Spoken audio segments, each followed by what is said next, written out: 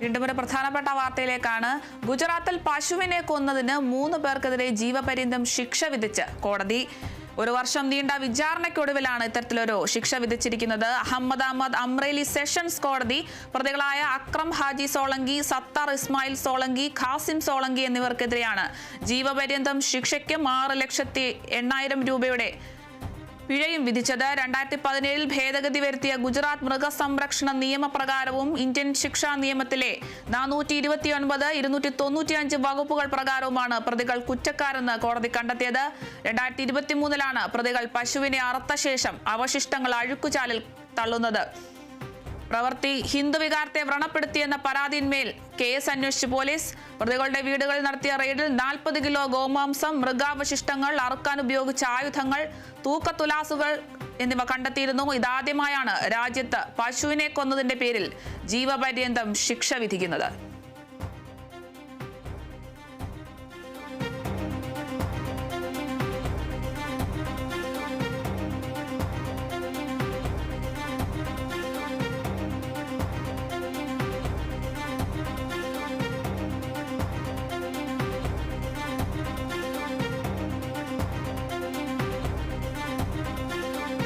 ഗുജറാത്തിലാണ് പശുവിനെ കൊന്നതിന് 3 പേർക്കെതിരെ ജീവപര്യന്തം ശിക്ഷ വിധിച്ചിരിക്കുന്നത്.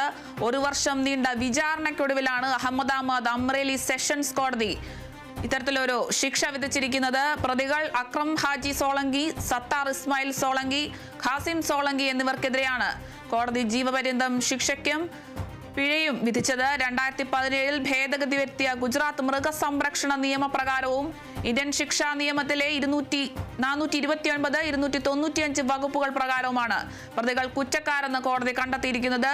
2023 പ്രതികൾ പശുവിനെ അറുത്ത ശേഷം അവശിഷ്ടങ്ങൾ അഴുക്കുചാലിൽ തള്ളുന്നത്.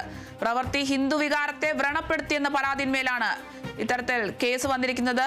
പ്രതികളുടെ വീടുകളിൽ നടത്തിയ റെയ്ഡിൽ പോലീസ് 40 കിലോ ഗോമാംസവും, മൃഗാവശിഷ്ടങ്ങളും, അറുക്കാൻ ഉപയോഗിച്ച ആയുധങ്ങളും, തൂക്കത്തുലാസുകളും കണ്ടെത്തിയിരുന്നു.